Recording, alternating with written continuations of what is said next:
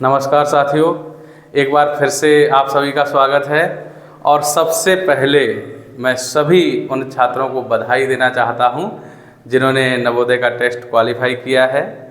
जो लोग पास हो गए हैं उनके लिए बहुत अच्छा है। अभी आपका एडमिशन नहीं हुआ है, आपने रिटन टेस्ट क्वालिफाई कर दिया है, मतलब नेक्स्ट एडमिशन के लिए जो आपके रिजल्ट कार्ड है उस पर लिख कर के आ गया है कि आप एडमिशन के लिए जो अगला स्टेज है उसके लिए क्वालिफाई कर गए हैं। और आगे अब आपको डॉक्यूमेंट वेरिफिकेशन कराना है, ठीक है, इसके लिए भी हम बात करेंगे। और दूसरी जो मेन इम्पोर्टेंट टॉपिक है कि जो बच्चे फेल हो गए हैं, जिन बच्चों ने मेरे पास मैसेज किया था, जो कह रहे थे कि सर मेरे 74 क्वेश्चन सही हैं या 73 हैं या 72 हैं या 75 हैं, जिन बच्चों का, देखिए पहले तो एक डाउट क्लियर करना चाहूँगा। बहुत सारे गार्जियन ये कहते हैं कि सर मेरे बच्चे के अच्छे मार्क्स थे, उसने 78 किए थे या 77 किए थे, 75 किए थे, 72 किए थे, कितने भी किए थे, लेकिन हमारे बच्चे का सिलेक्शन नहीं हुआ। सबसे पहली बात हम आपको बता दें, जिन बच्चों के 75 क्वेश्चन सही थे, एवरेज का बता रहा हूँ, ऑल ओवर इंडिया का जो भी नवोदय का रिजल्ट आया है उसमें 74 जिन बच्चों के क्वेश्चन सही हैं, 75, किसी किसी डिस्ट्रिक्ट में बहुत ज़्यादा, मतलब परेशान नहीं होना कि मेरे तो 74 थे। अभी रूरल और अर्बन का भी कट ऑफ अलग अलग है। 74 वाले बच्चे क्वालिफाई कर गए हैं ज़्यादातर, जिनके 6 क्वेश्चन गलत थे तो वो बच्चे क्वालिफाई कर गए हैं। तो अब देखते हैं कि क्या क्या चीज़ें ज़रूरी है, ये लोग क्या करते हैं। तो जैसे आपको बता दें, जैसे मतलब जो पास नहीं हुए हैं वो बिल्कुल करीब में जो है उन बच्चों को वेटिंग लिस्ट में आ सकता है या नहीं आ सकता है। सबसे बड़ा सवाल ये है यहाँ पे कि क्या वेटिंग लिस्ट आएगी भी या नहीं भी। बिल्कुल आप सही सुन रहे हैं, ऐसा भी हो सकता है कि वेटिंग लिस्ट आए ही ना, जो डिस्क्वालीफाई हो गए हैं वो हो गए हैं।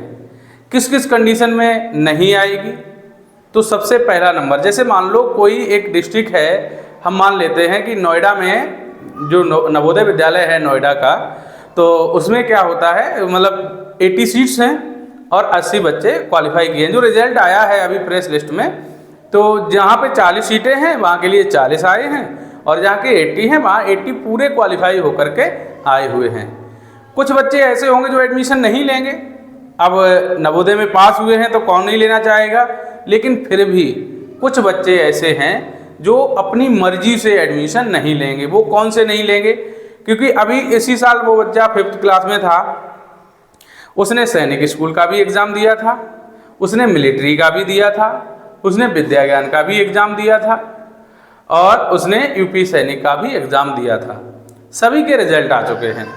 लखनऊ सैनिक का भी आ गया है, ऑल इंडिया सैनिक का भी आ गया, मिलिट्री स्कूल का पहले ही आ चुका था, और विद्या ज्ञान की दोनों मतलब टेस्ट का आ चुका है। अब जो भी बच्चे क्वालिफाई हुए हैं उनको बुलाना उन्होंने शुरू कर दिया है, डेट दे दी है। अब 5 अप्रैल से 6 अप्रैल से वो लोग बच्चे जाने लगेंगे वहाँ पर, विद्या ज्ञान वाले। तो अब गार्जियन की मेंटलिटी पे निर्भर करता है कि उनका दिमाग कहता है कि नहीं ये विद्यालय अच्छा है। जैसे नवोदय भी क्वालिफाई किया है भाई, जो बच्चे ब्रिलियंट हैं उन्होंने सभी टेस्ट क्वालिफाई किए, उन्होंने नवोदय भी किया, उन्होंने मिलिट्री भी किया, उन्होंने सैनिक भी किया, सभी क्वालिफाई किए हैं। तो अब वो किस में एडमिशन लेंगे, किसको प्रेफरेंस ज़्यादा देंगे। जैसा कि आपको मालूम है कि नवोदय अगर फ्री एजुकेशन की बात करें तो सेकेंड नंबर पे आता है।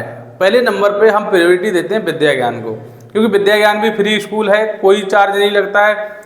क्लास 6 to 12 तक कोई चार्ज नहीं लगता है। नवोदय फिर भी चार्ज लेता है, विद्या ज्ञान कोई चार्ज नहीं लेता है। नवोदय 9th के बाद 9th से, मतलब जो ओबीसी के ऐसे बच्चे हैं या जनरल के ऐसे बच्चे हैं जो पैसे ठीक है मतलब उनके पास, तो मतलब और जिन पे नहीं पड़ती उनका बता दे रहा हूँ, जो बीपीएल कार्ड जिनके पास होता है, जिन बच्चों के पास, या जो एससी के एसटी के हैं उन पे नहीं पड़ेगी, और जिनका जो पॉवर्टी लाइन का जो उनसे लो वाले जो बच्चे होते हैं उनसे भी नहीं पड़ती। बाकी सबसे लगभग 6,000 रुपये महीने साल का फीस पड़ता है नवोदय में, विद्या ज्ञान में बिल्कुल नहीं पड़ता है। तो ऐसे स्टूडेंट जिन्होंने विद्या ज्ञान का भी एग्ज़ाम दिया था और नवोदय का भी एग्ज़ाम दिया था। मैं 2 स्कूल से ही बात करता हूँ, दोनों फ्री हैं। इसमें नवोदय में थोड़ा चार्ज लगता है, विद्या ज्ञान बिल्कुल फ्री है। चार्ज के भी हिसाब से देखेंगे तब भी विद्या ज्ञान में अगर जिस बच्चे का सिलेक्शन हो गया है वो नवोदय में एडमिशन नहीं लेगा। सैनिक स्कूल में जिन बच्चों का सिलेक्शन हो गया है, अगर किसी गार्जियन की मतलब क्षमता है कि वो फीस पे कर सकता है सैनिक स्कूल में, तो साफ सी बात है वो सैनिक स्कूल में ही पढ़ाएगा, और जो गार्जियन नहीं कर सकता है वो नवोदय को चूज करेगा। ठीक है, तो इस तरीके से जिन्होंने दूसरे एग्जाम अदर एग्जाम क्वालिफाई किए हैं उनमें वो बच्चे उन एडमिशन ले लेंगे। तो उस एक कंडीशन ऐसी है कि जिसमें ये बच्चे जो क्वालिफाई किए हैं वो एडमिशन नहीं लेंगे, नंबर 1। दूसरा, कुछ बच्चे ऐसे हैं जिन्होंने लास्ट ईयर फॉर्म अप्लाई किया था और इस बार भी कर दिया, और नवोदय का नियम है, नवोदय समिति का, जो रिपीटेड स्टूडेंट होंगे उनको वो एडमिशन उनका नहीं लेंगे। तो उनका जब सर्च होगा, अब भाई देखो पूरा तो वो सर्च नहीं कर सकते हैं। नवोदय में जितने मान लो एक डिस्ट्रिक्ट से 4000, 5000, जितने भी 8000, 9000 बच्चे एग्जाम देते हैं, सबका तो वो चेक नहीं कर सकते हैं। लेकिन अब उनके लिए चेक करना आसान है क्योंकि केवल 80 स्टूडेंट ही उनके पास हैं। भाई आपके डिस्ट्रिक्ट से बच्चों ने सिर्फ 80 बच्चों ने ही तो टेस्ट क्वालिफाई किया है। तो अब जब 80 बच्चों ने टेस्ट क्वालिफाई किया है तो उन्हें केवल 80 को ही चेक करना है कि इन्होंने इनमें से देखेंगे इन्होंने रिपीटेड फॉर्म तो नहीं डाला है। लोग को चालाकी करते हैं, बच्चे का नाम बदल देते हैं। अब उन्होंने नाम अगर बदल दिया है आपने, तो वो आपके पिताजी के नाम से, नाम और पिताजी के नाम से और स्कूल के नाम से, 3 कैटेगरी है उनके पास, नाम, date of birth, father name और स्कूल नेम। इससे वो सर्च करते हैं। अगर जो चालाकी इससे अलग कर लेते हैं उनके एडमिशन हो भी जाते हैं, रिपीटेड होते हैं, फिर भी हो जाते हैं। ठीक है, अगर आपने नाम बदला है तो क्या होगा, आपके पिता का नाम तो सेम होगा, माँ का नाम तो सेम होगा, गांव का नाम तो सेम होगा। वो देखेंगे पिछली बार इस गांव से कौन से बच्चे पास हुए थे, तो ये पेरेंट्स नेम देखेंगे, चेक करेंगे सेम मिल रहा है, और फिर वो फोटो वगैरह देखेंगे। अगर उन्हें सेम मिल गया तो फिर वो आपको बुलाएंगे और पहले से ही निकाल के रखेंगे। आपका मान लो इस बार आपने अपना नाम राजू रखा है, पहले आपका नाम मोहन था, तो वो आप जैसे ही जाएंगे तो कहेंगे आइए मोहन, और मतलब राजू है आपका नाम और वो भी नाम साथ में लेंगे, तो आप खुद ही कंफ्यूज हो जाएंगे और सीधा आपको एक लेटर दिया जाएगा और वो कहेंगे साइन करो इस पर और आप घर जाओ, क्योंकि आप रिपीटेड हो और नवोदय का नियम है कि हम रिपीटेड बच्चों को नहीं लेते हैं। ठीक, तो दूसरी कंडीशन में ये भी बच्चे डिस्क्वालीफाई कर दिए गए हैं। जब 80 की सीट भर रहे हैं, मैंने कहा कि ऐसा भी हो सकता है कि सेकंड लिस्ट आए ही ना। किस कंडीशन में नहीं आएगी, 80 बच्चे जो क्वालिफाई किए हैं उनमें से जो बच्चे, मतलब ऐसे सभी ऐसे बच्चे हैं जो भी किसी भी कंडीशन में डिस्क्वालीफाई नहीं है और स्कूल को छोड़ना नहीं चाहते हैं, तो उनके लिए क्या होगा, वो अब उनके यहाँ सेकंड लिस्ट नहीं आएगी जिस भी डिस्ट्रिक्ट में है। और वैसे ऐसा ज़्यादातर होता नहीं है, 1-2 तो ऐसे आ ही जाते हैं जो एडमिशन नहीं लेते हैं और बाकी मतलब छोड़ देते हैं या रिपीटेड में निकले जाते हैं, तो ऐसे छोड़ दिए जाते हैं। तो फिर जो बच्चे बचेंगे उनके लिए सेकंड लिस्ट आएगी। आपको बता दें, सेकंड लिस्ट जैसे अभी रिजल्ट आया इस तरीके से नहीं आती है। सेकंड लिस्ट कैसे आती है इसकी आपको पूरी तरीके से जानकारी दे रहा हूं, सुनिएगा।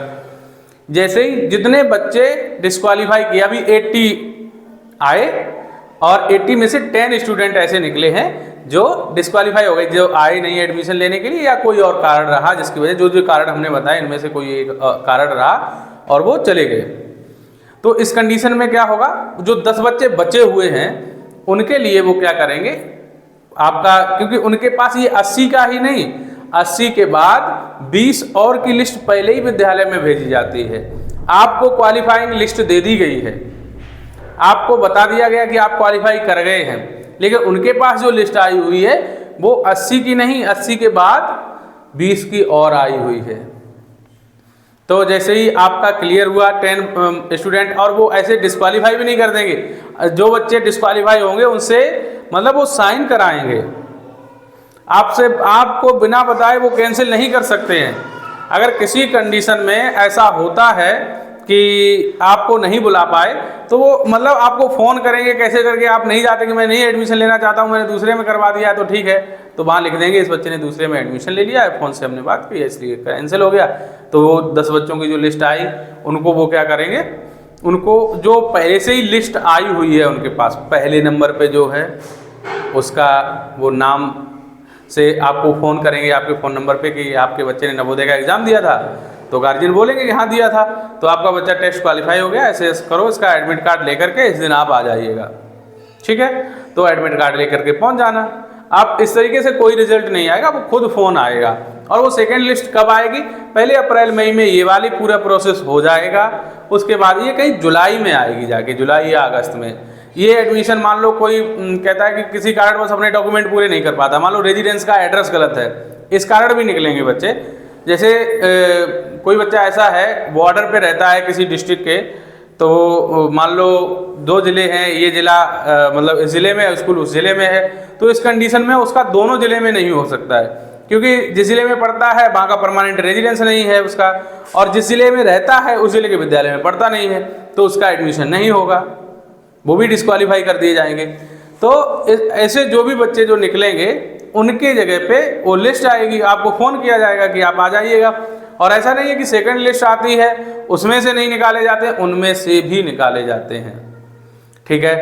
तो अब ये क्लियर हो गया कि सेकंड लिस्ट कैसे आएगी। कोई सेकंड लिस्ट वैसे आपको रिजल्ट नहीं आएगा, आपको सिर्फ बताया जाएगा कि ये लिस्ट मतलब आपको फ़ोन आएगा, आपके घर पे फ़ोन आएगा या आपको बाई पोस्ट कोई लेटर आए कि ऐसे ऐसे आपके बच्चे ने टेस्ट क्वालिफाई कर लिया, आप विद्यालय आइएगा। जो अगर फ़ोन नहीं लगेगा उस कंडीशन में वो पोस्ट द्वारा भी भेजते हैं।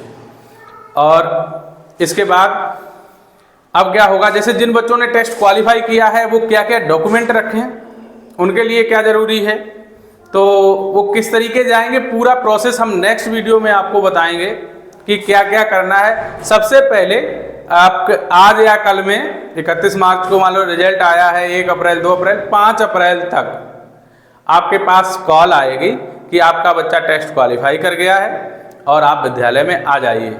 जिन गार्जियन के पास कॉल नहीं आती है, बाई पोस्ट कुछ खबर नहीं आती है, वो खुद से जा सकते हैं विद्यालय। जाइए नवोदय विद्यालय, जिस जिले के नवोदय विद्यालय में आपके बच्चे ने टेस्ट क्वालिफाई किया है उस विद्यालय में जाइए, चेक मतलब वहाँ अपना बताइएगा कि हमारा बच्चा ये है, रोल नंबर ये, वहाँ लिस्ट लगी होगी पहले से ही, तो कब आना है तो वो बता देंगे कि आपको इस दिन आना है। तो और जो डॉक्यूमेंट बताएं, पहले दिन जब जाओगे तो डॉक्यूमेंट की तो कोई ज़रूरत नहीं है, सिर्फ आप एडमिट कार्ड लेकर के जाइएगा। और मैंने इंटरव्यू वाले वीडियो बनाए हुए हैं, उसमें कैसे वो पूछेंगे वो सब आप उसको वॉच करिएगा।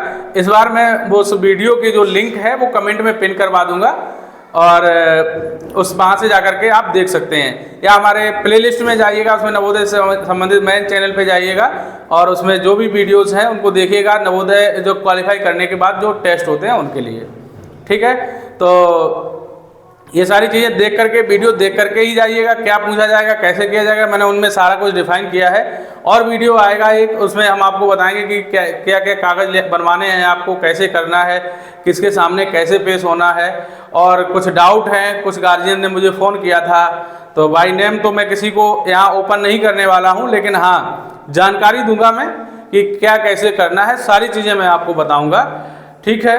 तो फिर ये एक चीज़ और है, जो भी लोग आप लोग वीडियो देखते हैं ये चैनल को सब्सक्राइब नहीं करते हैं, ये मैं लास्ट में आपसे बोल रहा हूँ, अगर आपने लास्ट तक हमारा वीडियो देखा है तो चैनल को सब्सक्राइब करिएगा और वीडियो को लाइक करिएगा।